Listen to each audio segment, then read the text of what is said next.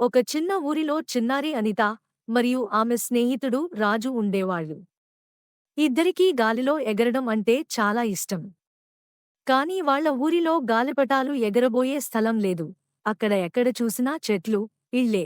ఒక రోజు అనితకు ఒక గొప్ప ఆలోచన వచ్చింది.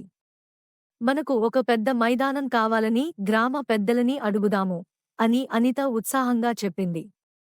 రాజు సందేహంగా అన్నాడు, మన మాట ఎవరూ వినరు అనిత. అప్పుడు అనిత చిరునవ్వుతో చెప్పింది, ఒక చిన్న ప్రయత్నం వల్లే పెద్ద మార్పు జరుగుతుంది. మనం ప్రయత్నించాలి. అప్పుడే వాళ్ళిద్దరూ రంగురంగుల పోస్టర్లు తయారుచేసి గ్రామమంతా తిరుగుతూ తమ సందేశాన్ని అందించారు. గ్రామ పెద్దలు వాళ్ళ చిన్నదనం మీద ఆశ్చర్యపోయారు. అలాగే వాళ్ళ సంకల్పాన్ని చూసి చలించిపోయారు. చివరికి గ్రామంలో గాలిపటాల కోసం ప్రత్యేకంగా ఒక పెద్ద మైదానం కేటాయించారు. మొదటి రోజున అనిత మరియు రాజు కలిసి మొదటి గాలిపటాన్ని ఎగరేశారు. అది నీలి ఆకాశాన్ని తాకుతూ ఎగిసిపడింది. సంపూర్ణ గ్రామం వారిద్దరినీ అభినందించింది. ఆనందంతో చప్పట్లు కొట్టింది.